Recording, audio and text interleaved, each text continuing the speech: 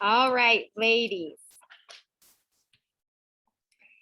Okay, so we're gonna let Miss Kameron come up to present first. So just a couple things before we get started. Restrooms are down the hall to the left in between the two rooms. So if anyone needs to use the restroom, feel free to leave during the presentations. To my ladies, you're actually going to be working the slides right up here yourself. So you'll just be using my arrows up here to press them as you are presenting. Feel free to move around if you want to, whatever you're comfortable with, and you can bring water up here. Do you girls have any questions before we get started? Cameron's our brave soul going first. All right, I will pass it over to you.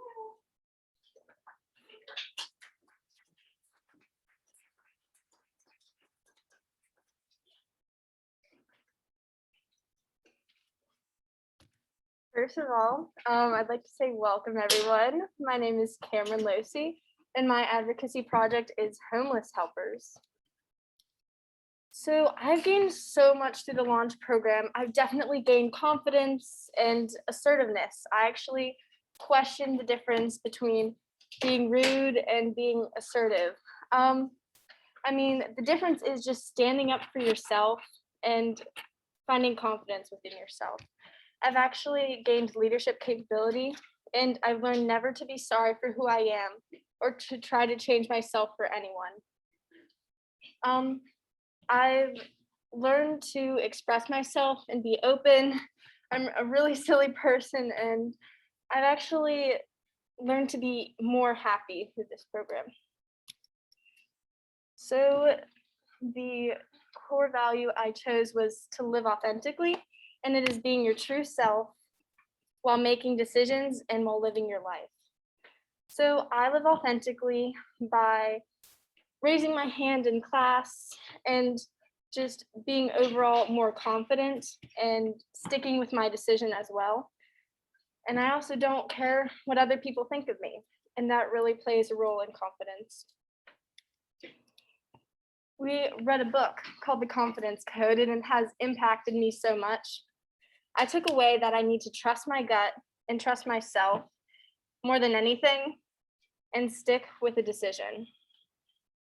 So from this book, there were these 4 women that decided not to climb a mountain because the weather was getting bad.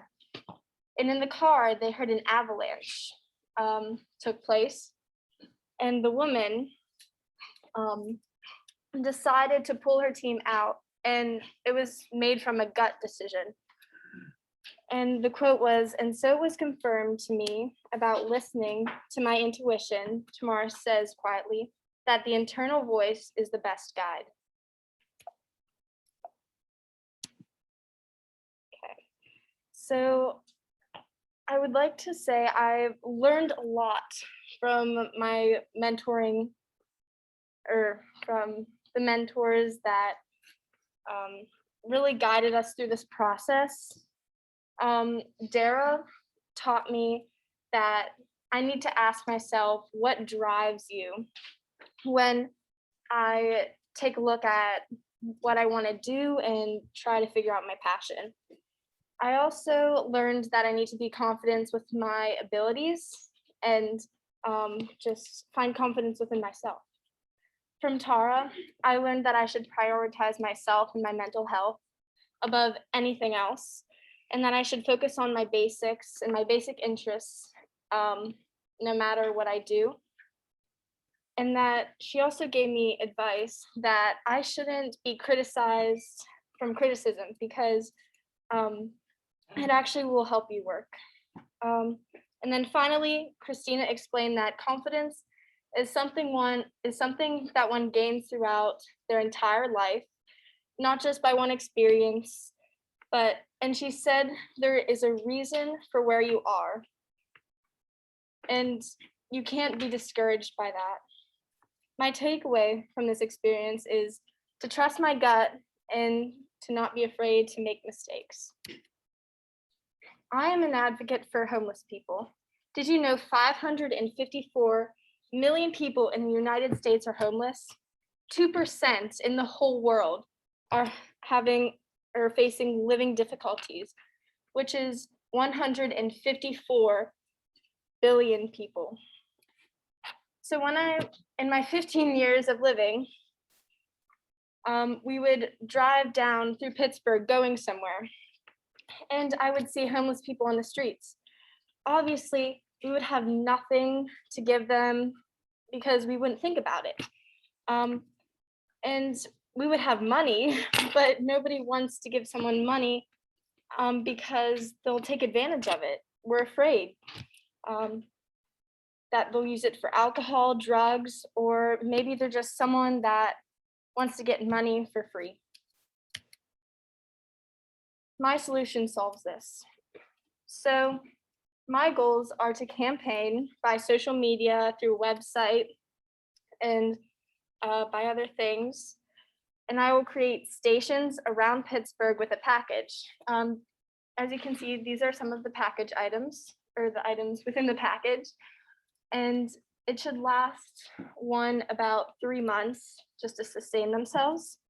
The structure of the system, the user would have to type their name into the station, a singular station in Pittsburgh or a city, and then they would receive a package with a tent and these other essentials in it. There would be a tracker on the tent, and then they could use these however they please. And after the 3 months or whenever they're able to return it, one would press the tracker or the return button on the tracker, and then the package would be left at a shelter.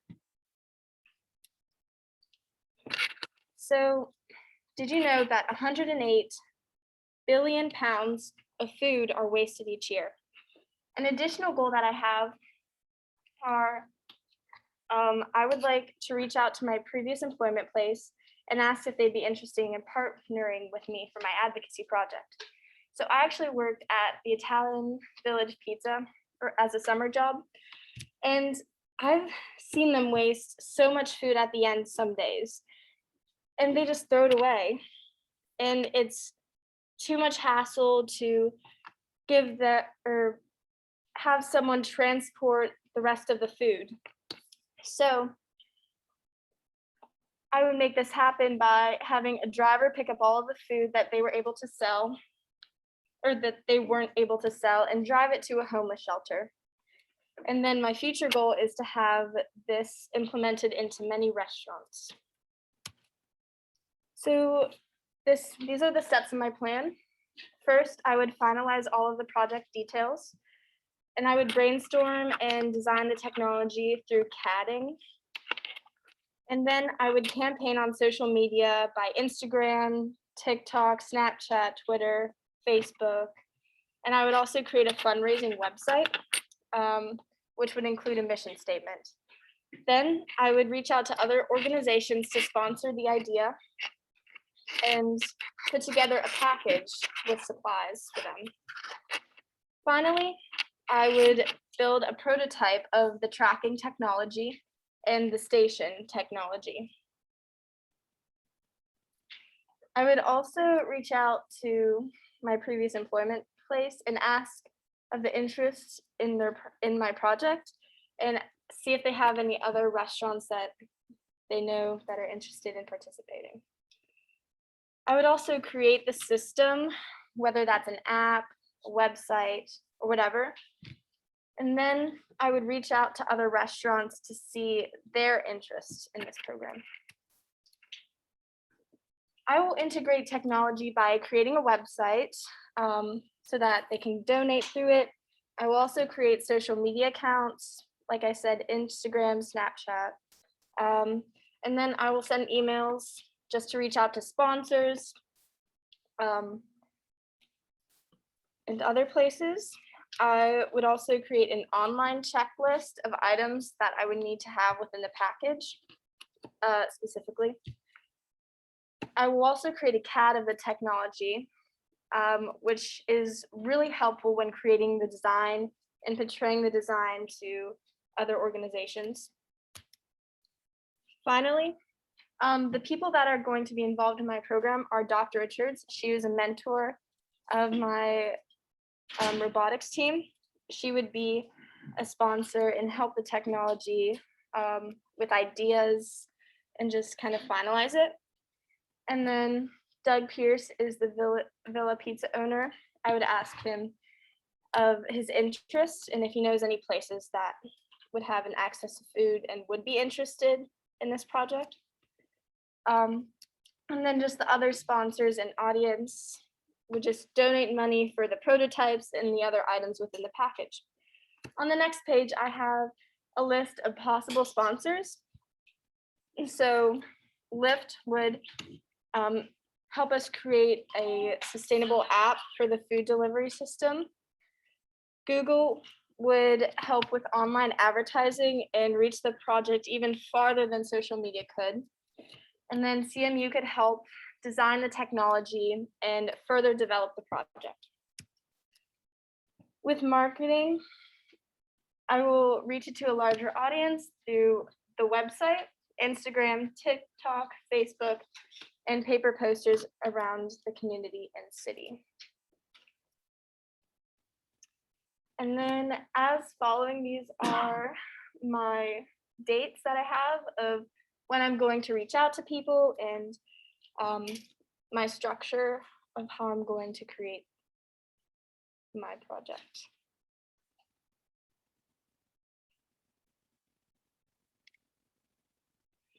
So for my long-term goals, I would like the project to be a finished package and the stations would be all over cities. Hopefully it would decrease the homelessness around Pittsburgh and eventually the US. Next, I will measure my plan by counting the number of steps I accomplish within a 3-week time increment. And I will also count the number of people that use my website, the number of sponsors we obtain, the amount of donations we collect, and the number of social media followers we have.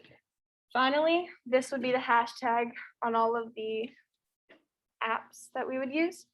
And to finish off, I have a quote. Too often we underestimate the power of a touch, a smile, a kind word, a listening ear, an honest compliment, or the smallest act of caring, all of which have the potential to turn around or turn a life around. Thank you.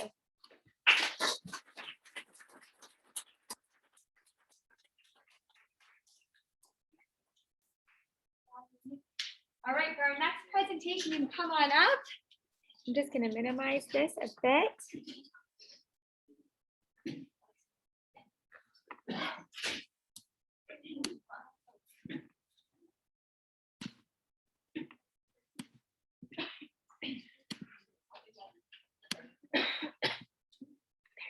Are you ready, Matt? Good luck. Well done, Cameron.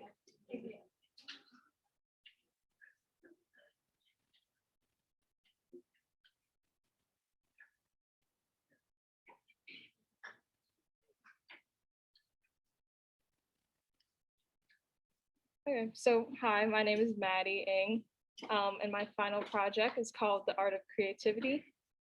Yep, and my mentor was Hollywood. She helped me with this project.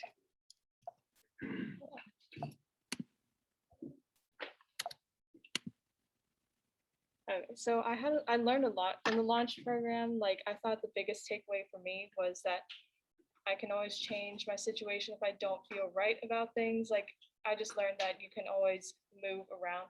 And this program just like showed me that there are a lot of opportunities from building relationships with people, which is really important. And it just gave me exposure and different experiences, like how we dissected pig hearts here. And then I just held like a gecko and like I just saw the reptiles. We were like up close with them. And this is something that I normally would have done on my own. So this is just giving me exposure to different things. And I met a bunch of diverse yet like-minded girls like me with similar goals. So I just think like I really have a connection with them. And it just overall empowers and recenters my focus on myself and in my goals. So the three mentors I had were Miss Daniels, Miss Woods, and Miss Couture. Miss Daniels was the chief of staff vice president at BNY Mellon. She just told me, like, her advice was to ask questions and don't be hesitant, and like don't worry about the years of experience. And that technology jobs can always get you close to innovative things. And it just related to what I thought already about myself, that like I wanted to pursue my goals courageously, and I don't want to limit myself to what should be expected of me, but to push my limits. The second person I had was Miss Woods. She was the one that helped me with this slideshow. She's the technical program manager at Duolingo. She said to not be afraid to fail, focus on your career, and she said, you won't remember anyone in high school, which I thought was funny. And she said, just focus on what you want to do and where you want to go. So it just relates to what I thought about myself. Like I want to focus on goal setting and keep growing and looking towards my own future. And then the last person I had was Miss Couture. She was a director at 40 times 80. And an interesting thing she said was that most of the connections she had for jobs were not from her family.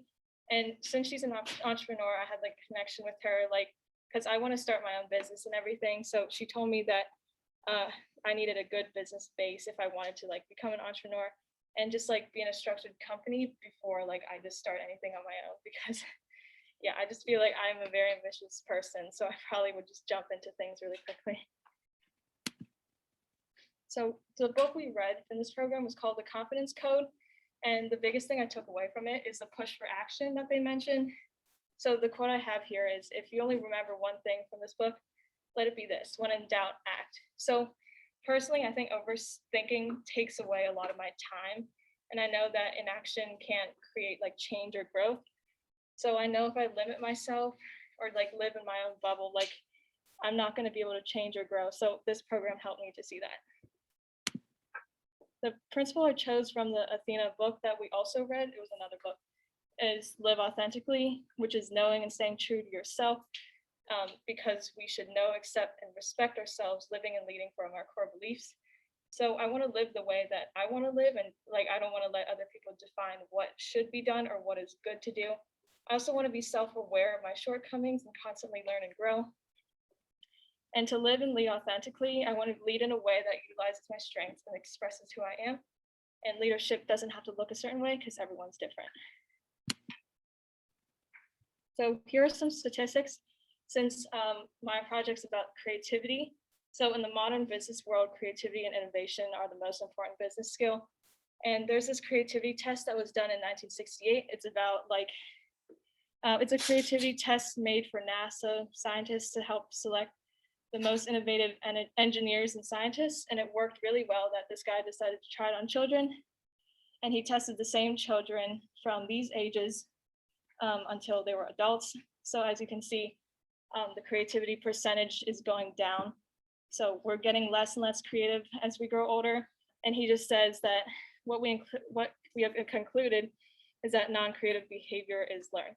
So I guess that could partially be because of like the education system or anything, just not a lot of room for creativity. So I'm an advocate for inspiring creativity through digital art for younger students.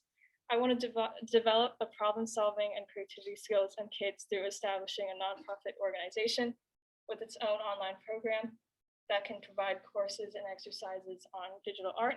So the two things I have here are my own pieces of art, because I really care about like creativity and like encouraging other people to do this.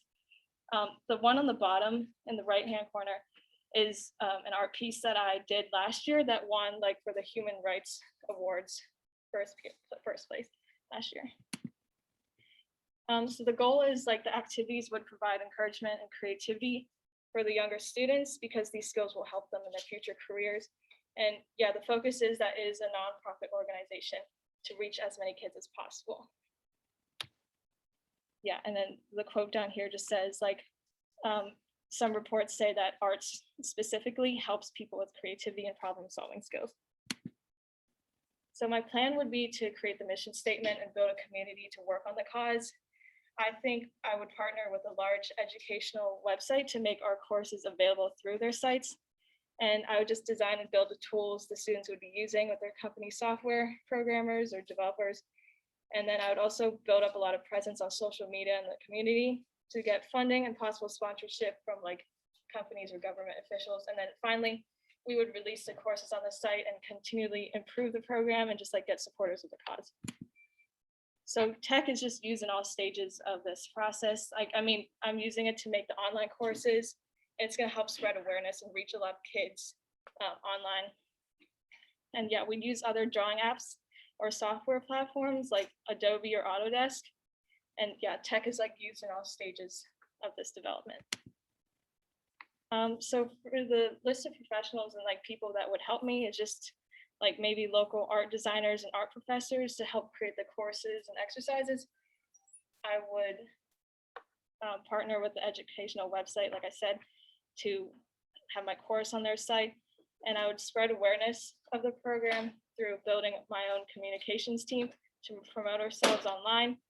And I would just contact companies or government officials to get funding, like through fundraising or crowdfunding. So for branding and marketing, I would just basically be focused on getting the word out. I would talk to local schools and teachers to promote the program, to hopefully put the information in public community areas like libraries, and just get funding and sponsorship again. Yeah, this would probably need a lot of money to support this thing. And then I also, to reach a larger audience, I would just talk a lot through social media, blogging, or getting featured on bigger websites or newsletters.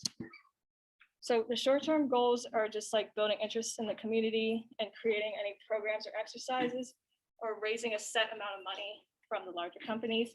And the long-term goals are reaching as many kids as possible to inspire them to use their creativity anywhere through online presence. I would start with local programs of hands-on art exercises in schools, and hopefully build a community of educators and teachers that can support this cause and maybe bring this into their own school. I would just measure my success by teacher or student surveys about their own creativity and growth. Like before and after creativity tests, maybe I could figure out a way to find what the guy's test was, like that I mentioned in the earlier slide, and how many people completed this course. And I would just track the media statistics like on Instagram or Twitter just to see how many people have seen our stuff. So my hashtag is spark creativity with art, bolded. So, and the last quote I have here is that there's no doubt that creativity is the most important resource of all. Without creativity, there would be no progress and we would forever be repeating the same patterns. So I really think like creativity is really important. It makes us all unique. We all need it. And that's what's making us, that's our competitive side in our jobs and careers. And I think we need to pass it on to future generations. Thank you.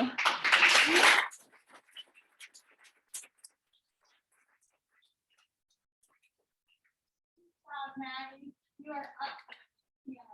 And if you wrote, I'm recording each session, and it's up to you. But if you want, I like that you're leaving around. But if you want yourself to be recorded, then free. Otherwise, have at it.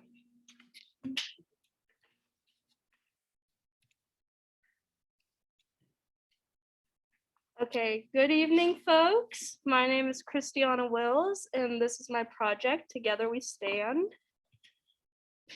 My self-discoveries. Being in this program has helped me find my voice and the confidence to stand up for what I believe in. I have found that I am, in fact, a natural-born leader and has what it takes to make sure that my dreams and hopes for the future come into fruition.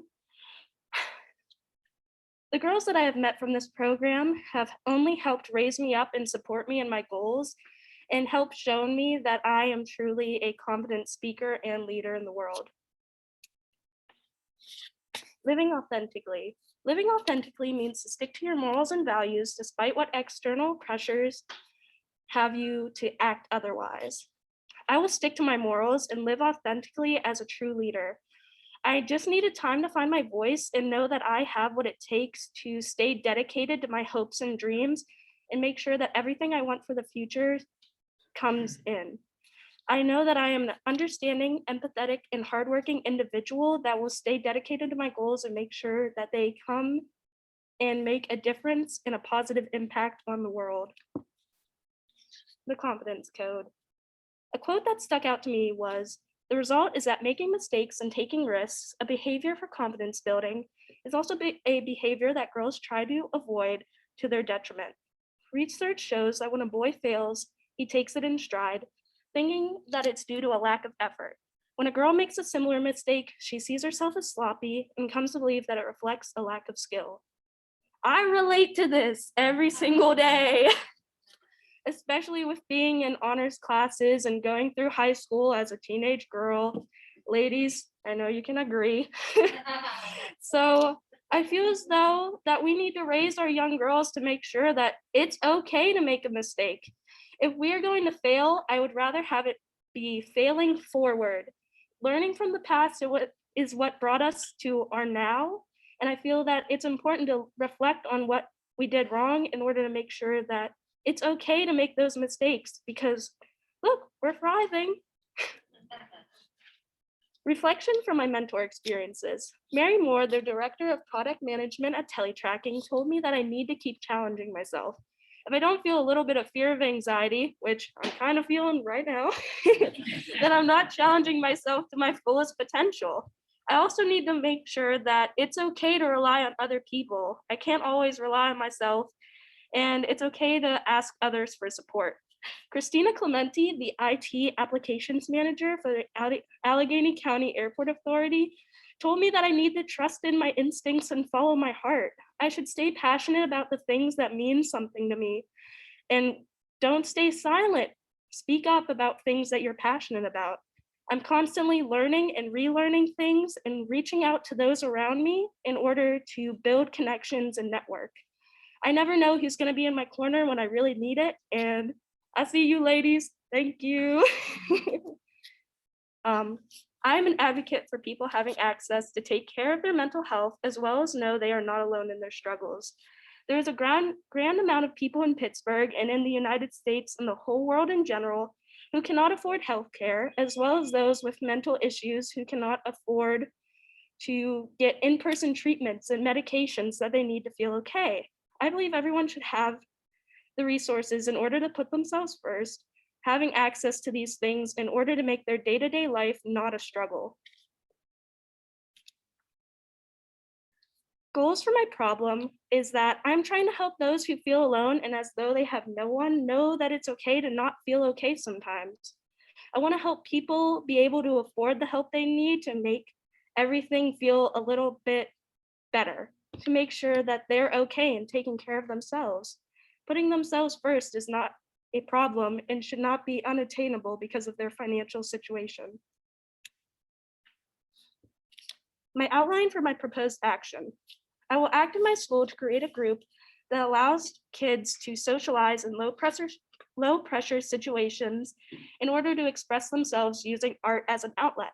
I will then move online while building a name for myself, making connections with people who know financial advisors, therapists, pharmacists, psychiatrists, and people with knowledge in healthcare and insurance. I will set up a booth at an art show or a craft show in order to sell the art that these people are creating in their outlet group. I will contact those who cannot afford therapy or treatments or are low income to help provide them with the access that they need, using the profits from the art that we are selling in our organization. The role that tech will play in our plan is it will find people who want to participate, build connections, help us get a greater knowledge about mental health issues and how to better help those who are struggling, and gain insights on all the things needed to create this goal. Tech will help us complete the task by helping spread the word to other people, gaining more supporters and more people who want to participate and make a positive difference in the world. List of professionals that I will need are educators, financial advisors, therapists, psychologists, and those with knowledge in health insurance, and just empathetic people at best. I will need these people in order to establish chapters throughout schools and even in different social groups around the country, and also need people to help me with the nonprofit aspect. So I'm a teenager. I'm still learning about financial literacy. So Having these people in my corner to help support me will make this dream make an even bigger positive aspect on the world. Branding or marketing. I will reach out first through my school and from there branch out into my community, my city, and then the country. I will develop an app or website and establish chapters across different cities that will allow more people to take part in this goal. This will get more members, more recognition, and more opportunities for people to get access to healthcare they need. The timeline in which these tasks will be completed is short-term goals is to just help one single individual feel less alone in their struggles, and that it's okay to not feel okay sometimes. My long-term goals is that I want to help people adjust to society, make meaningful connections, and let people know that they are not alone. I want them to be able to get the help they need and put themselves first. And that's my final outcome, is to be able to have these people get access to healthcare they need. I want to first establish my nonprofit organization, take in people who want to make art and meaningful connections, help those people gain the confidence they need to get together as a group to sell these arts for the profits, to help other people who are low income get the assistance they need for mental health. I'm listening to Madison.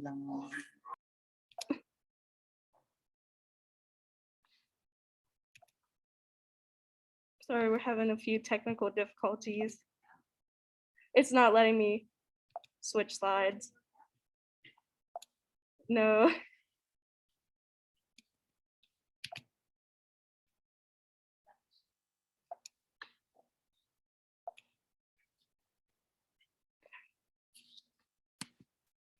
Okay, there we go. My method for identifying if my plan has been successful is just as long as I have shown just one individual that they are not alone in the world. I believe that having access to mental health care and these resources such as in-person treatments, therapy, medications, and all of that is a human right and should not be a privilege. I don't believe that any one person should go into the world feeling that they are alone and struggling because they feel as though there's no one else in the world who feels the same way as they do. And my hashtag is Together We Stand.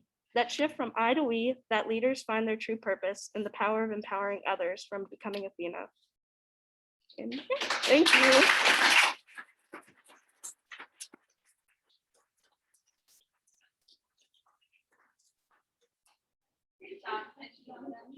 You are Anita.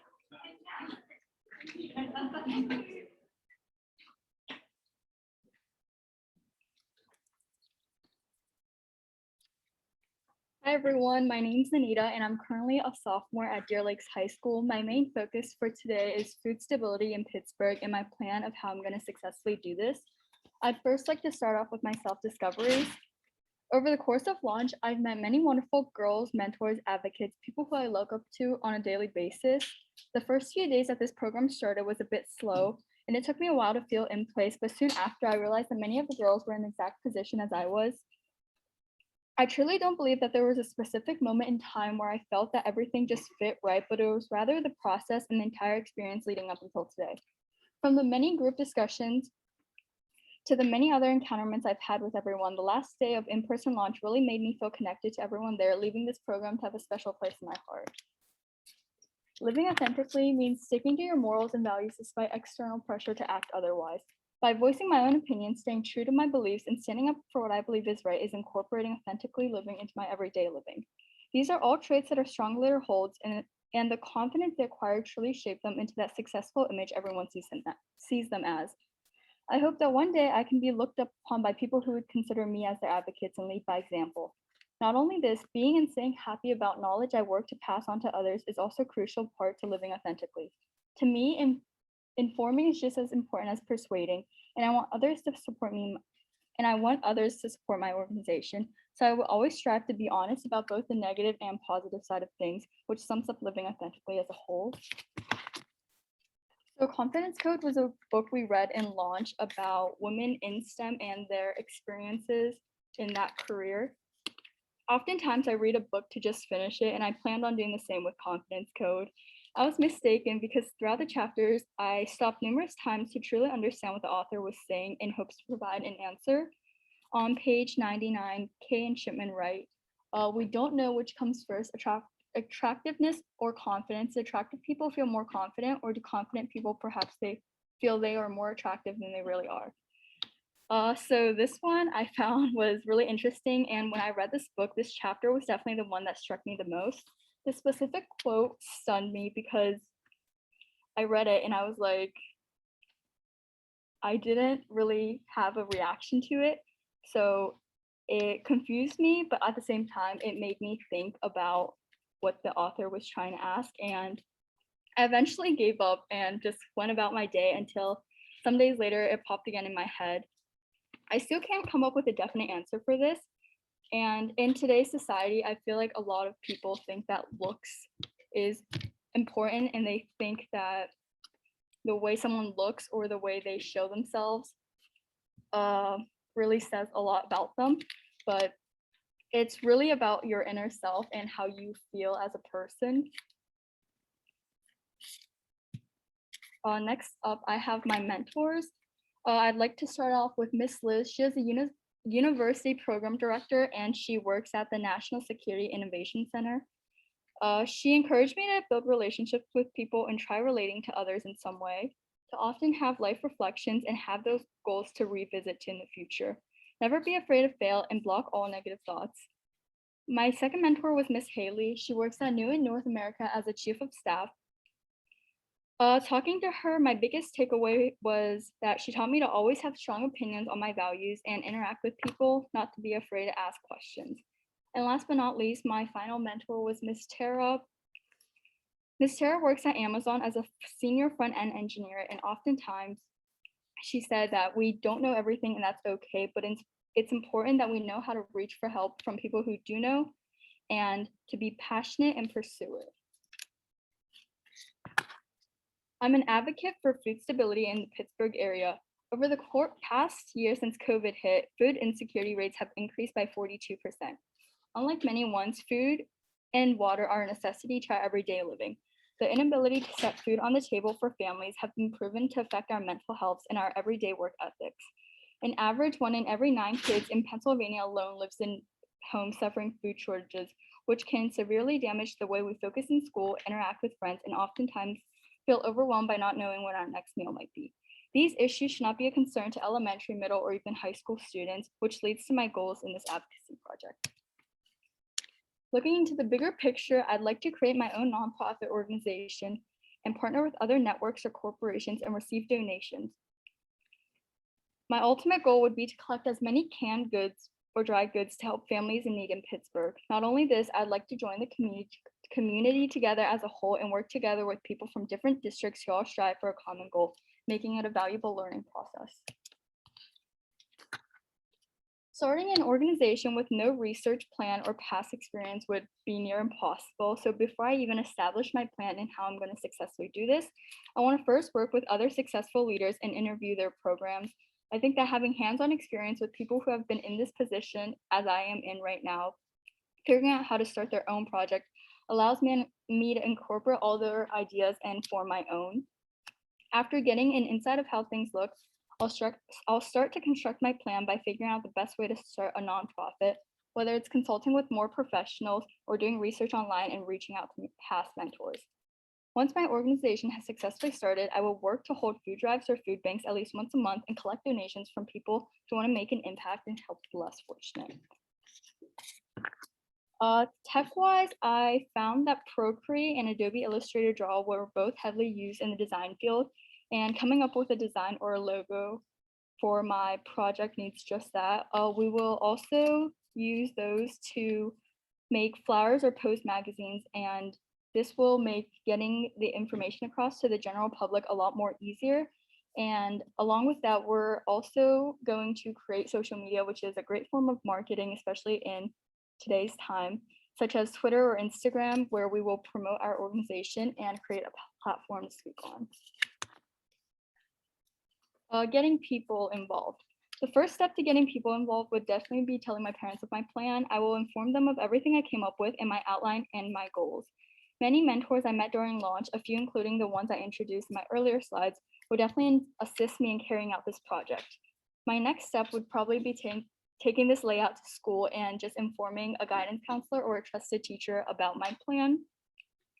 This will give me free range in speaking about my program and getting classmates to join my organization. After having people sign up, we will each be assigned different roles, which will play a key part in fully carrying out our efforts and making this program memorable. A further reach in this would be to contact local donation centers.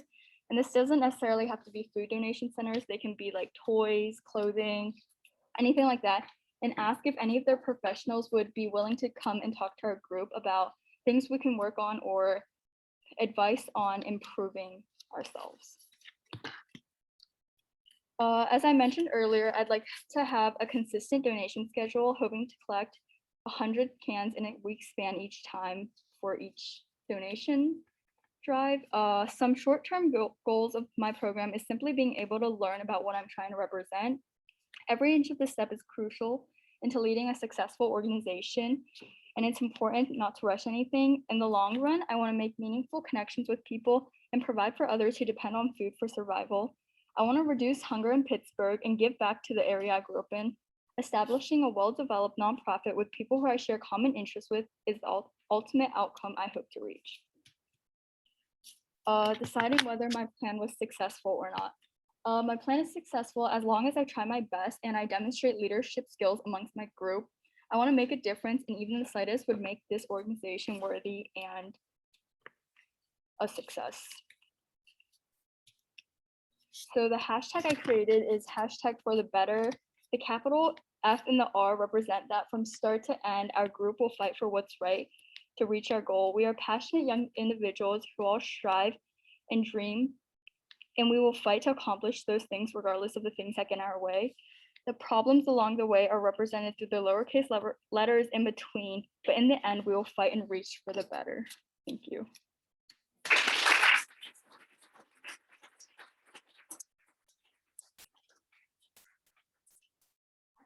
Anita.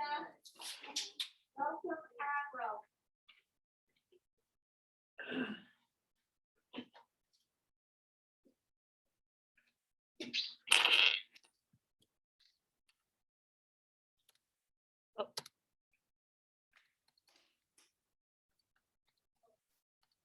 There you go. Hi, everyone. My name's Abril. I'm a sophomore in high school. I'm 15 years old. And before I begin, I want to thank Launch. The program was amazing and it was really exciting and fun. And I definitely learned a lot of things that will stay with me throughout my life. So first, I will start with my self-discoveries. Okay. I chose to talk about the principle learn constantly as the one that resonates with me the most. This principle tells you to always be looking for an area that you can improve in and to learn positive and negative things from those around you. I plan on integrating this principle in my leadership by making sure to listen to every member of my group so that I can learn from them and improve our project or group environment from their feedback. Next, I would like to highlight the self-assessments in the confidence code. When we were discussing each principle in Launch, in theory, they all sounded pretty self-explanatory and simple. But as soon as I took each self-assessment and graded myself seriously on statements like, I have a good balance between staying open to new ideas while honoring and following my internal compass and values, I realized that I could work a lot more on my personality and on each principle. These self-assessments gave me sort of a reality check on what I needed to improve it in order to become a better person and a better leader. Launch gave us the great opportunity to talk to different mentors about their experiences and how they overcame obstacles in their lives. I got to meet Maria, Missy, and Alex. And with each of them, I had really eye-opening talks. I am grateful for this opportunity because each mentor gave me different takeaways and insight into my future. For example, Maria told me to try to meet lots of different people with different backgrounds and interests so I can expand my circle. Ms. Paxton told me that it's important to care about the mission as well when you're trying to complete a task so that your heart is truly into what you're trying to do. And then Ms. Bush told me to try as many different activities as I could during high school and college. I don't need to know that I want to become a doctor or a scientist yet. I just have to find lots of different club and stuff that I like. And then one of those will end up being something that I'm truly passionate about. So to begin presenting my topic, I am an advocate for eliminating cultural barriers and language barriers. Many families come to the US each year and they don't know any English or any of the culture yet. And this can affect their lives greatly, negatively. Kids might be scared to attend school without knowing how the other kids talk and play. And then their parents might not know where to shop in grocery stores or how to get there. So I propose an application that can partner families from the US and families that are moving to the US. And then these families will meet and talk, and then they're going to learn the culture and the language from the family that's already in the US. The goals that I'm trying to accomplish with this task is that families will feel comfortable and welcomed in their new environment, and that families learn the language through normal conversation. My plan of action is to first build a team of people that are willing to work on this issue with me, then construct an app that can accomplish the goals mentioned before, then promote this app to families new to the country, gather family volunteers that already live in the US, partner families based on the location, age, interest, and finally, assure that both families are learning about each other and their culture. Technology will be integrated in the making of the application and the algorithm that will sort the families with each other. And the people involved will be the app development team of software engineers and the team of people to figure out how to best promote the app so that it reaches the maximum amount of people. And of course, the group of volunteers that will coordinate dinners or hangouts with their partnered families. To promote the app, we will create a website that has information on it, on what this app is, why you should, and how you should sign up. We will also promote ourselves through social media and maybe even partner with other organizations with a similar mission and use them to let other people know how to best use the app and how it could help them. So the timeline of the project would start with the first group of families who sign up in Pittsburgh. Then after a year or so, we will check our success metrics and see if our app has really been promoted and it's reaching a large number of people. And then after that, we can start to move the app to the whole country. We will measure our success by checking data from our app that will tell us how many families signed up for the application, whether they had a good experience with their assigned family, and how similar they were and how much they were able to learn from them. So finally, here is a quote that I thought really showed why no barriers is important for all people. Learning a foreign language and the culture that goes with it is one of the most useful things we can do to broaden the empathy and imaginative sympathy and cultural outlook of children. Hashtag no barriers. Thank you so much for listening, and feel free to ask any questions you may have. Thank you.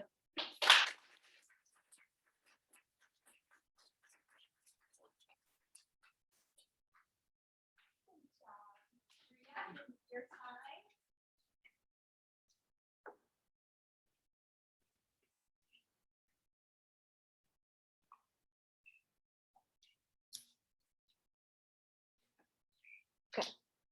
Hi, my name is Shriya and my advocacy project is called the Confidence Campaign. My project mentor was Crystal Patel. So during this launch program, I made a lot of self-discoveries, and I think I made too many to actually put on the slide. But I listed the main ones, and the most important one that I found was that I can be confident if I try. And I think up until launch, I felt like I wasn't really confident, whether in school or at home or anywhere I was. I just felt like I was there. I wasn't like putting myself out. I wasn't putting myself forward. I wasn't being a leader because I wasn't confident in myself.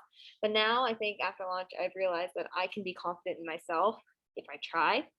And a way that I think I can try harder is by learning constantly, because learning constantly means to embrace criticism and find opportunities to learn something every day. And I struggle to embrace criticism because it always seems to me like people are criticizing and like pointing out my flaws rather than giving me advice. And I think keeping the idea of learning constantly with me while I'm like going through everyday tasks and stuff will really help me work to embrace the criticism and therefore become more confident in myself. And so onto the mentor reflection. So I met 3 very, very amazing mentors during this launch program, Liz Caruso, Crystal Patel, and Erin Greco. And they gave me such good advice. Liz told me that it's okay to feel insecure, just to know that you can do anything. Crystal told me that confidence is a constant work in progress and that you just have to work and work until it gets to a point where you're like, okay, I don't have to work so much anymore, and you can flow with confidence. And then Erin told me that I should listen and I should take the time to hear what others are saying, because if you don't listen, you won't be able to build those relationships and you won't be able to learn constantly. So we did read the confidence code, and the confidence code was literally my favorite book of this whole retreat and stuff.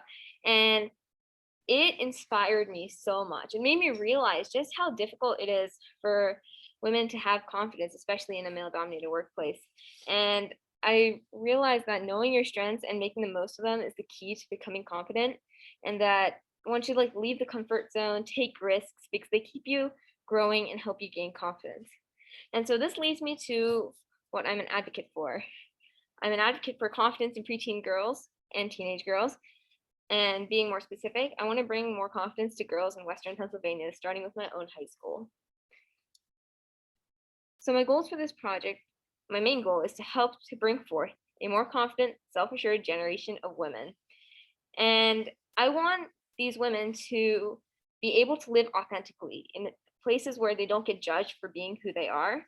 And even if they do get judged, I want them to be able to assess the situation and make the right decisions to decide how to act and make it and feel good about it so that they don't lose their confidence. I just want to help them make them feel comfortable in their own skins. And so the key ideas for my project is to first put together a detailed plan to help augment confidence in girls in my school. So this would include weekly seminars, fun confidence building projects, participating in challenging activities to instill confidence, and mentoring and building a tight-knit confidence community. When I say participating in challenging activities to instill confidence, I'm really talking about that stuff that makes you shiver, that stuff that gives you nausea, the things that like you're definitely afraid to do, things that you think are impossible. And when you do those things, when you do the impossible or what you think is impossible, it really helps build your confidence, makes you feel like if I did this, I can definitely do whatever comes up in your way. I can, go past all the obstacles. And so I then do a trial run for 1 month and get feedback from participants in my school's administration. I then change the program based on the feedback. My long-term plans for this are to expand to the middle school and eventually to my 4 elementary schools. And then I think I want to expand to schools all over Western PA so I can spread this idea. And so integrating technology. Technology has basically become a very major part of all our lives, especially since the pandemic started. And I think most of these ideas are basically self-explanatory. The one thing that's not as familiar is a Discord forum for participants to hang out, chat, and get to know each other better. And I have used Discord in a lot of school activities, and there's less administrative or adult supervision on that. And I think it really allows students to like let loose, to be themselves, to make the connections, to build the relationships without having like a hovering entity watching their every move. It lets them like do things they normally wouldn't do in front of an adult. Not the bad things, the good things, of course. And they talk to each other and like build relationships, make friends, and share parts of themselves with others and make a tighter knit community.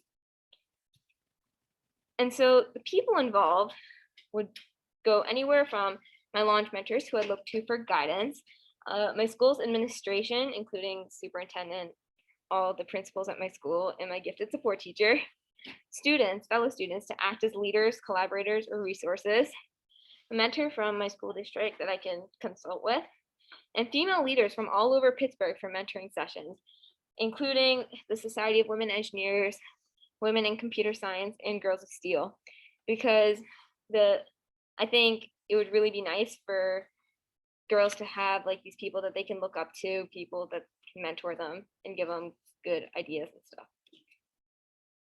So for branding and marketing, I think most of this is pretty self-explanatory, like social media pages, like a website.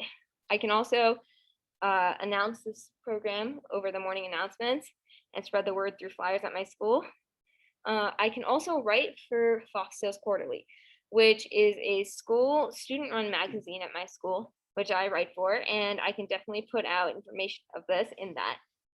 And I can also connect with my friends from my launch cohort, hey ladies, and they can start that program in their schools too. So here's a rough timeline of how I think I'm going to be running this. From January to April, I'm going to be researching and developing seminar content and the project pitch. And then I'd pitch the project between April to May. And then from June to July, that's when I'd probably run the trial program because it's over the summer and people will have more time to participate. And then from July to August, that's when I'd be like changing the program to fit for like in-school purposes. And then from September to December, I'd host the first program and begin working to expand to the middle school if all goes well there.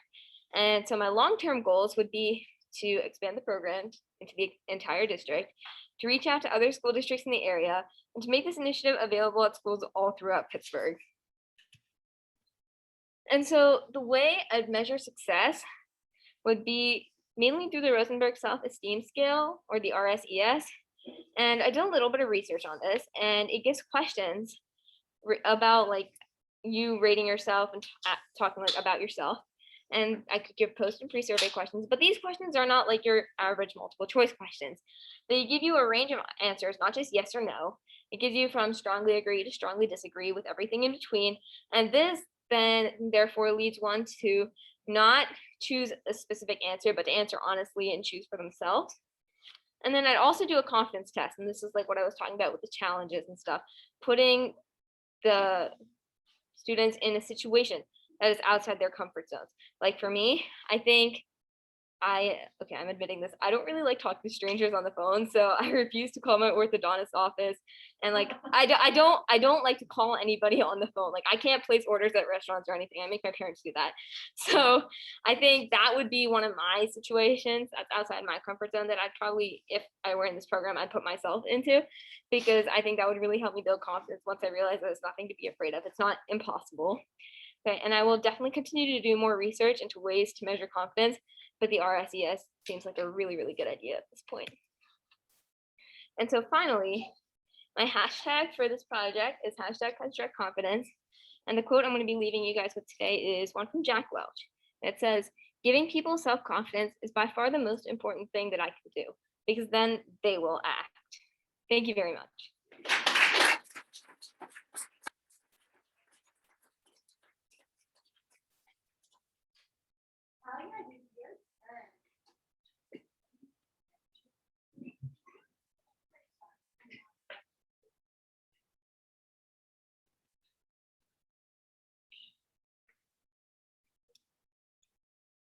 Okay, hi, I'm Talia. My advocacy project is about differences across cultures in sex education. My self-discoveries were, I did take the Berkman test, but I didn't like my results very much. They told me I should be an accountant, which actually tends to run in my family, but I'm not really interested in it. I'm actually really interested in history, but there were no answers for that, so I was left with accountant. Also, I found the financial literacy section to be the most helpful because managing money has always seemed terrifying to me, but this part helped me see it as more feasible. The Athena principle that I chose was learn constantly, which to me means always be open to learning new things, even for subjects you feel you already know. The world is always changing, so it is important that we continue to learn and grow with it. I believe that it is important to know the actual up-to-date information when we are speaking on a topic. Otherwise, we can mislead people, which leads to distrust, and it's hard to lead people who don't trust you. In the confidence code, what struck me the most from this book was the message about failure. The book continually emphasized that failure is actually good and can help you move forward. I hate failing, and I often stop something before I even start in fear I'll mess it up. This book motivated me to stop being afraid, to try things that take me out of my comfort zone. My 3 mentors during this program were Astral, Dara, and Holly. And some things I learned with them were how to be comfortable in social situations and find time to recharge after. Dara taught me a little bit about scholarships and how to get them. And I did talk about favorite time periods in history with Holly, which was really fun. I'm an advocate for comprehensive sex education. The sex education taught in the United States now is largely based in an abstinence-only curriculum.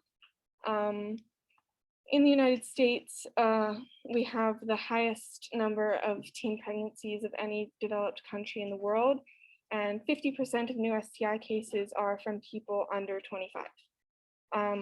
So I believe that if sex education were taught differently in schools, we could probably fix some of these problems. My overall goal is to gain a better understanding of how sex education works in different countries to get ideas about how to improve it here in the United States. My plan of action is to research sex education in other countries that have been successful, such as the Netherlands and Sweden. I want to develop suggestions about how sex education in the US can be improved. And then I would like to meet with the middle school health teacher and decide if and how I should bring this issue up in my school. I will be using the internet to research about how sex education is taught in different countries and how effective it is. And then I can try and see if those methods could be used here in the United States, as well as using technology to spread the word about them. For people involved, I will be doing a lot of research, and I can talk with my mother, grandmother, and aunt, as they all have varying areas of expertise in this subject, and I can consult with them the best way to bring this to my school and community. For marketing, I am going to try and set up a meeting with the middle school health teacher to ask him about what he does about sex education in his classes. I will then work with him to see what the best plan to bring up this issue in my school would be, as I'm aware it is a sensitive subject. My timeline for my short-term goals, I want to do research and schedule a meeting with the middle school health teacher, who is currently out on parental leave and should be back by the end of January. So I hope to do that sometime around then. And then my long-term goal would be figuring out how to best raise this issue within my school and beyond, hopefully maybe by the end of next year. As for how I'll measure my success, I will do that on whether or not I can even meet with the health teacher and present my ideas to my school. And my end quote is, "We can do hard things," by Glennon Doyle from her book, Untamed.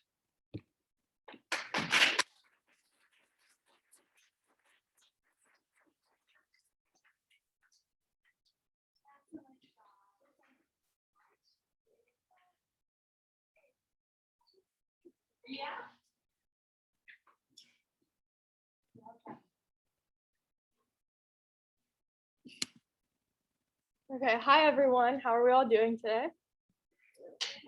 Good. Okay, well, my name is Shriya and I am a sophomore in high school. And today I'm going to be telling you about my advocacy plan, which is for community currency, and some of the takeaways that I had from the launch program. As far as self-discoveries go, I really got to meet a lot of girls throughout this program who I could connect with because they've had similar encounters and experiences as I have. And I've met so many ambitious young women who strive to be the best that they can be every day. And it was like a breath of fresh air coming here and meeting all of you. The picture is actually from our retreat at the very beginning when we all first met. And it's a great picture to have and just remember everyone so that we can stay in touch. I also learned throughout the program the importance of really just being unapologetic, and that there really is a difference between, you know, confidence or cockiness and being your true self and not showing any hesitance in what you're doing. I also learned the importance of collaboration with others and building networks, because as others have said, you know, you never know when you're going to need someone or when someone else might need you. So networking is definitely very important. My Athena principle that really stuck with me was living authentically, which means to stick to your morals and values despite external pressures that might make you want to act otherwise. And at such a vulnerable age, I'm 16 years old, and I know that there's a lot of peer pressure going around at this age, especially in high school, with drugs, alcohol, drinking. And just by living authentically, I'd be able to keep sight of my goals and not succumb to those pressures that could harm me. And by doing so, I would ensure that I'm able to live a healthy, happy, and safe life, which kind of ties into what my advocacy project is, because I want to help spread that lifestyle to other people who aren't as fortunate. The Confidence Code was a book that we read, and it also really stuck with me. I really learned to never second guess yourself, to take chances, and to highlight your strengths, because there was one thing that stuck out to me, and it was that on a resume, if there's 10 requirements, a man might go in with 3 and say, I'm qualified for this, I can wing the rest. And meanwhile, us women, if we have 9 out of 10, we'll be like, oh, we don't have that one, we shouldn't be going up for the job. So you just have to highlight your strengths and have faith that you can do whatever you want. So I had 3 amazing mentors throughout this experience that I was able to talk to. My first one was Astral Cambruzzi, and she's the strategy planning principal and talent engagement and outreach at FedEx Services. She really taught me how important it is to manage your time, and everyone has 24 hours in a day. And with all the amazing things that she's able to do with her work, it showed me how important it is to just manage your time and make sure that you can fit the most into every day. And she also emphasized again the importance of networking and making sure that you're building connections with whoever you can. My second mentor was Liz Caruso, and she's the deputy program manager at the Army AI Task Force. She works with tech within national security, and that's such an important job. And she actually told me that she was originally interested in medicine. And that stuck out to me because the field that she's in is so different from the medical field. And I'm currently interested in medicine. So, it really stuck out to me that your career trajectory can be fluid. And just because you think that, something might be of interest to you now, it's always possible that that could change. My third mentor was Missy Paxton, who is the Director of Information Technology and Communications at Viatris. Her work changes lives for so many people who can't afford brand name drugs, and she's able to make medications accessible to a lot more people. And that just showed me, since again, I am interested in the medical field, that helping people through medicine is possible in so many different ways. As I feel like it's typically perceived like internal medicine or like specifically interacting with patients or illnesses, but medicine is such a diverse field, and there's so many ways that you can benefit people, even in external matters. So to my advocacy project, what I'm advocating for is the less fortunate child population. And a lot of times people of lower socioeconomic status aren't able to make as in-depth determinations for their future or exactly what they want to do. And there's a lot of these kids who can't go to the camps, the STEM, the engineering camps that we go through over the summers, or even throughout the year. And that keeps a lot of these children from reaching their full potential. So how can I help with that? What I'm trying to do is implement a program called Community Currency. And this program will produce donations from something that is actually typically overlooked. And even though it may be overlooked, it would still have an immense impact. So my plan would begin with first reaching out to our local Pittsburgh International Airport just to seek the implementation and work through all the details. And essentially what would happen is, if you get off a flight from Europe, Spain, wherever it may be, you can just donate that extra change that you're likely not going to be able to use in the US, just any foreign currencies, and that money could be converted by the airport to be more accessible for the US. And this money, this foreign currency, once converted, could be donated to STEM programs, first starting in Pittsburgh, and therefore benefiting more underprivileged children. Technology would be a crucial aspect of this process, as it would be used to spread word. One aspect of this technology that I would use is creating a website so that more people could learn about what community currency was and how they could contribute to the cause. And tech would also be used to document the amount of money that we have collected, just, so we have like a running account. As far as the professionals or the people that would be crucial in this implementation process, I would obviously need to run this through the managers at the airport, again, just for the implementation process. Financial advisors is obviously my whole plan for advocacy is revolving around money, so I would need a little help with that, I think, to begin with. Then obviously the leaders of various STEM programs who would be willing to use this currency in their programs. So, Society of Women Engineers, Girls of Steel, or Women in Computer Science.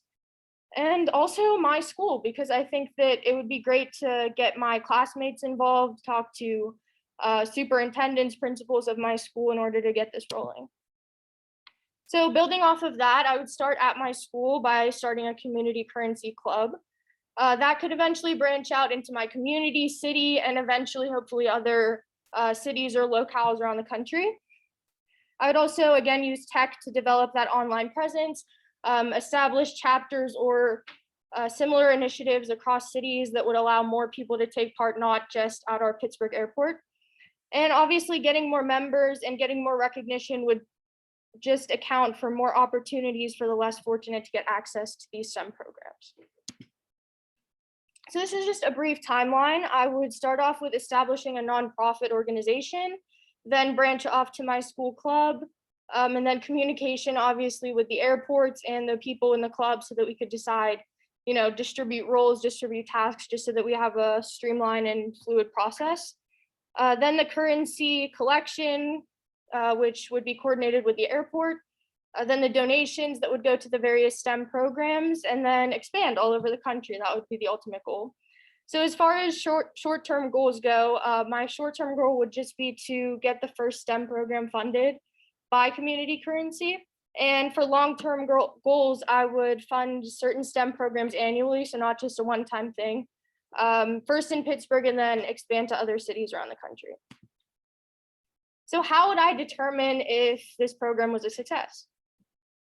In my opinion, if just one child knows that they have the chance to break their own glass ceiling, regardless of their economic status, my plan would be an economic success. And my hashtag for this initiative would be give change to make change. Because, any of that money that you give up at the airport that you probably won't use is leading to all these smiling faces in STEM. Thank you.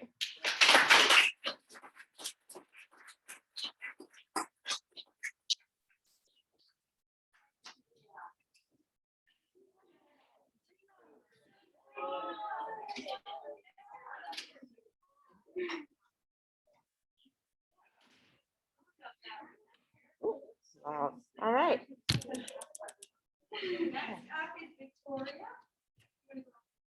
So I'm Victoria, and my project name was Mentally Ill, Not Martian.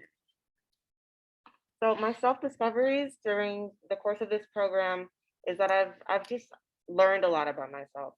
My Berkman results were pretty much what I had expected, being the daughter of my parents. But I know I've taken a lot out of this, but I probably took the most out of my experiences with my fellow girl bosses. This experience as a whole was something that I'll never forget, and I'm grateful for all the wonderful people I've met and made connections with.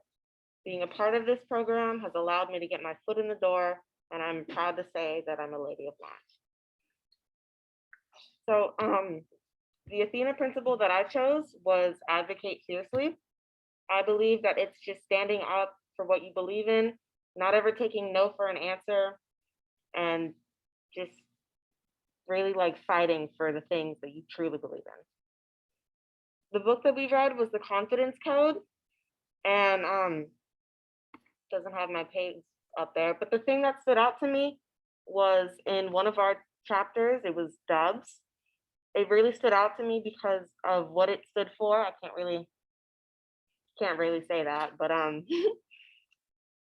it was kind of just like this derogatory term that people had made for women And it was the thing that stood out for me was women not like taking the word and changing it. It was DUB, and instead of for what it actually stood for, I thought it would be great if I could just change the word to do you, babe. So my mentors were Mary Moore, who works for teletracking. She's a product manager. What I took from my experience talking with her is that I should never take no for an answer. I gotta stand up for what I believe in, and if anyone tells me no, just walk away. Then it's not worth it. My other mentor was Holly Woods. She works for Duolingo, and she is a people manager. She taught me that it's okay to change your path, and that I have to kind of go with what feels right for me. In the course of talking with her, I learned about all the different careers and paths that she took to get to where she is now, and the job with the people that she loves. So I'm an advocate for social injustices and unfair treatment of others. People, more specifically kids, are too often alienated from society and their fellow peers when it comes to having mental illnesses and disabilities. I will always stand for those who are receiving unfair treatment. My goals for my solution are kind of vague because it's hard to determine how people feel. I want people to feel comfortable expressing their own inner struggles. And I want mental illnesses to be actively talked about and for support to be provided for those who are affected by them. My plan for my actions are that I need my schools to be notified. People have to know about this. And did you know there are 700 people in my graduating class? That's 1 year out of the 4 years in my high school. If I could get if I could get 100 people to know about this, I'd be done, I'd be good. The other thing I need is for real accomplishable solutions to be in place. Most often people say they want goals and they make goals, but they're not accomplishable, so nothing ever gets done. We got to get the word out, and we need to gain support so we can get what we need to get done.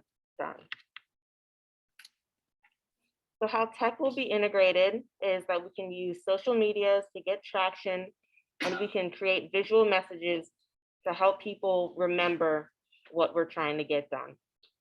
Incorporating tech into my solutions will allow others to see the hardships the people with mental illnesses face and help people to see that they're normal and that the things that they have to deal with are big parts of their lives. And if more people can see it, then more people will know that it's not just them. My list of people who need to be reached out to and involved in are our school principals and our school board to help get the school involved, our health and fitness teachers to help incorporate more relevant information into our school curriculums. We have to get counselors involved. That way we can find out what really is actually important rather than just, broad speculations about what we think is important. And finally, psychologists, so we can know how to properly help. For branding and marketing, we can, like I said, we can use social medias. Instagram in particular is great for getting the word out with visual images. We make accounts that help highlight different and difficult challenges people face. And my other option is a Post-it note board. I know we had one of these last year. It was just like a Post-it board in the bathroom. You would write a note, leave it like a compliment or something, just to let other people know that, they're not alone and they have people that they can rely on. So timelines, my short-term goals are to have a usable Post-it set up and running, because like I said, my school is huge There's a lot of people and we really have to get everything like solidified. I would also like to get 100 people or students on any form of social media platform, doesn't matter what it is. And then our long-term goals are kind of hard to kind of gauge because it takes way too long to get things in school through. I just want people to be able to be comfortable expressing themselves and just have like a general feeling of security. So my method for identifying the plan is that once mental illnesses is being taught regularly in school. It's hard to try and gauge whether or not people are really comfortable. So the less stress I see and talk amongst students with, cramming for tests and being overwhelmed with homework. Once that is like died down and there's no more of that, then I'll know that I'm good. But my hashtag is mentally Martian. It's kind of like a slap in the face because you want people to know that you are still human. You're not from Mars, you're not from a different planet, and that you matter. My quote that I'll leave you guys with is actually from one of my close friends. He said, if you live life fearing pain, then you'll never make progress in anything.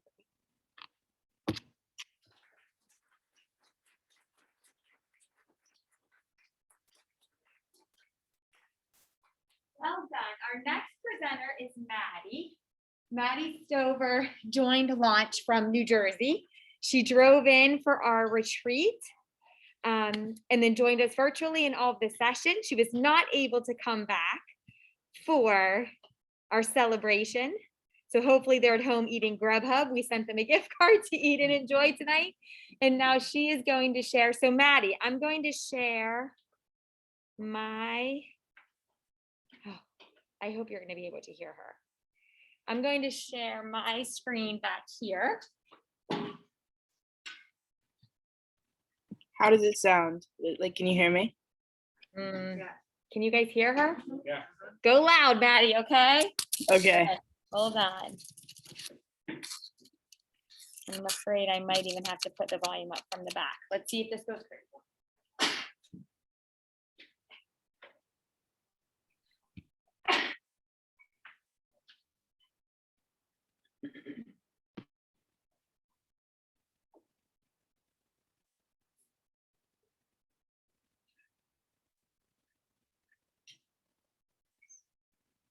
Okay, Maddy, give it a shot. Okay. Well, hi, everyone. My name is Madison. I'm a sophomore in New Jersey. My project mentor is Alex Bush. So yeah, next slide, please. Maddy, can you show, do you mind showing your face? Oh yeah, I didn't know if you guys could see me or not. Is it on?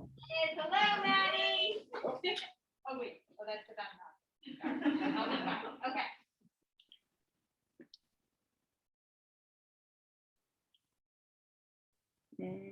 Yeah, I'm ready. I'm ready for the next slide.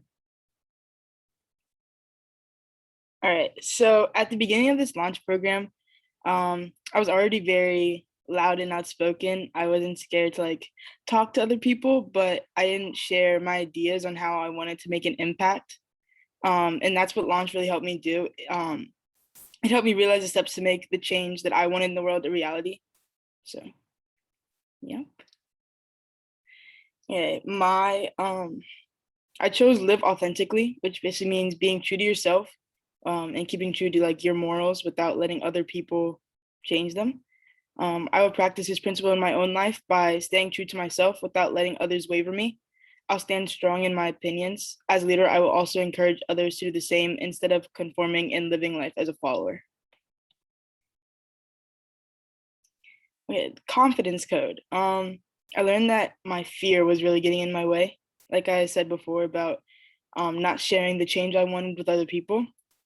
So a quote that I got from the book was, simply put, a woman's brain is not her friend when it comes to confidence. We think too much and we think about the wrong things. So we're just our own worst enemy and we stop ourselves from reaching our fullest potential. Okay.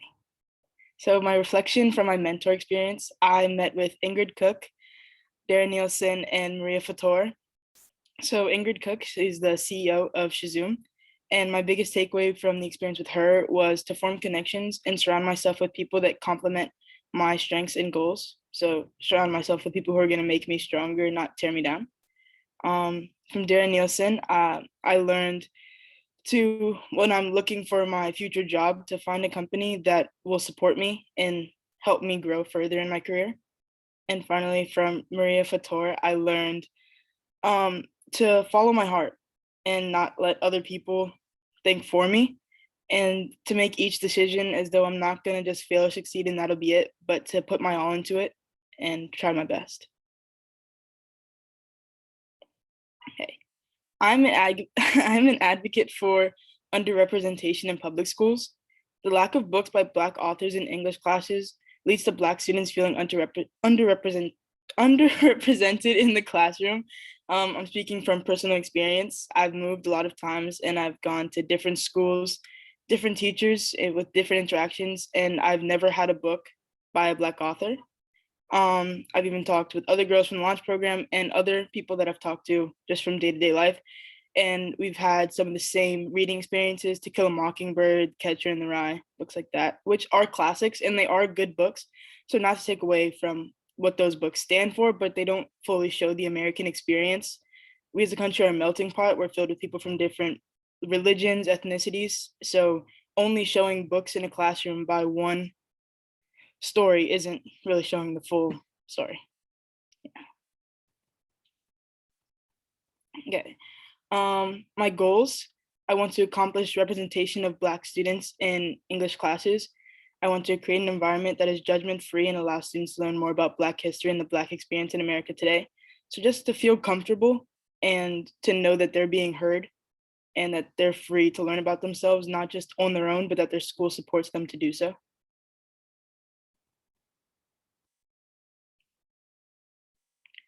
Okay, branding or marketing solution. I would get the word out to my community by speaking at my school board meetings, open forum sessions. So basically they'll have their Zoom meetings since we're all virtual now. And I'll say what I want to say about my plan for advocacy, and that'll let other people hear what I want to say, especially parents, because those are the ones usually on there. Students really don't want to hear it. So in order to get the word out to the students, I would hang flyers around the school. And to reach larger audience, I would go on social media and encourage some of my followers to repost it so that their followers can see it. How will tech be integrated? Researching books that could be brought into the curriculum, and also finding other people that are interested and want to be more represented in the classroom. And like I said before, social media such as Instagram, Snapchat, Twitter to spread the word and gain a following. Okay. So my short-term goal / plan is to involve more students who want to see a change, brainstorm books that could be possible candidates for swapping, meet with student leaders about setting up a meeting with school board. So in my school, we have a junior and a senior who also sit on the school board, and students at the school go through them to then get to the school board. And then I would then meet with the school board and other students and explain what the problem is and why it desperately needs to be addressed. And then from there, have a vote on people who voting on whether or not to put the books in. The long-term goal, I know I mainly talked about implementing books by Black authors, but the final goal would be having different books from different authors of different ethnicities, so that it's not just Black students or white students being represented, but many different students being represented. Okay, method for identifying if the plan has been successful. My plan would be successful if at least one book in public high school English curriculum has been substituted by a book by a Black author. This will show that more representation is being integrated so that we're on the way to having more representation. And then below there is some possible books that I had researched. One example is The Wretched of Earth by Frantz Fanon.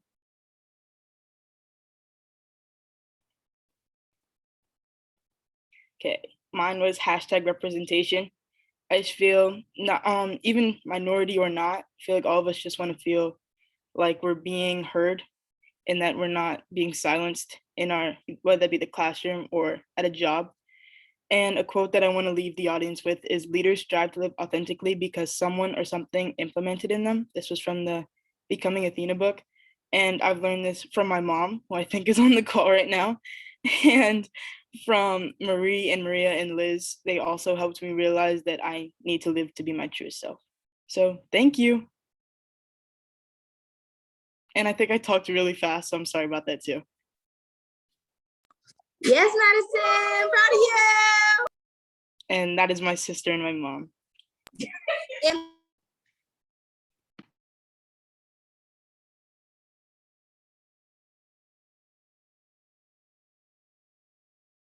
I can't hear you if you're talking to me. Whoops, sorry. I sent you a link a little bit earlier today, and it was to Maria's Zoom room because we're going to move from this room to the main room. And there's a surprise for you girls that I want you to be able to see. Did you get that link? Because if not, I'll put it in chat. I don't think I did. Okay, I'm going to dig it out and put it in chat. Okay. Just give me a minute. Round of applause for all of the ladies.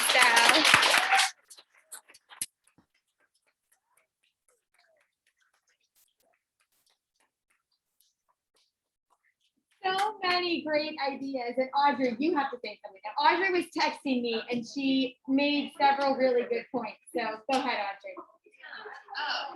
Can everyone hear me? No, they won't. Okay. Girls, Audrey had one thing to say to you. I just want to say I was texting with Marie during this process, and there were a couple of things. One is confidence means everything, right? That's it. That's like number one. Number two is the amount of nonprofit focus that almost everyone had was pretty consistent. And while that's amazing and that's filled with goodness and changing the world, one of the things that's really important is sort of financial independence. And I know that you learned a lot about financial literacy through, one of the pieces of curriculum. But my thing is to challenge, for you to think about, to challenge how you can do all of those things and embed it in business. Because what we need in business are people like all of you who bring the ethics and the goodness, because you can still be profitable and have an impact on the world. So rather than just, I'm going to push you to think about this, rather than just think that it's about a nonprofit, because what you're doing in changing lives, you don't have to do it that way. You can do it by being leaders and having compassion and embracing your goodness to change the world, whether that's mental health, whether that's food insecurities, whether it's homelessness, any of the things that we talked about, you can actually do that. But what we lack are women in particular who are running businesses and companies and embracing those values inside. That's what will change the world. So that's my reaction to it.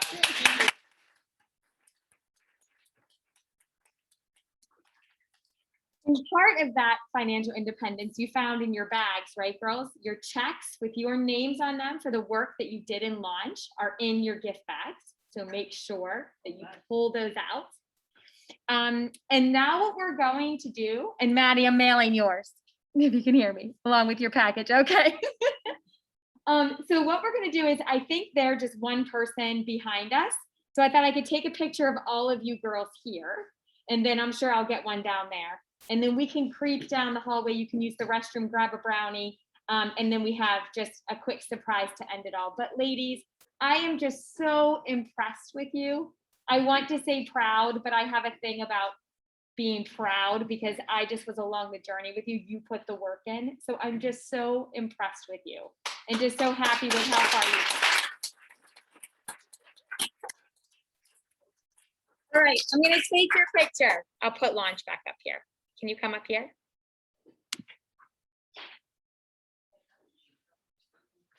Maddy, I wonder if I can get your face on the screen. I'm gonna try. I don't want this.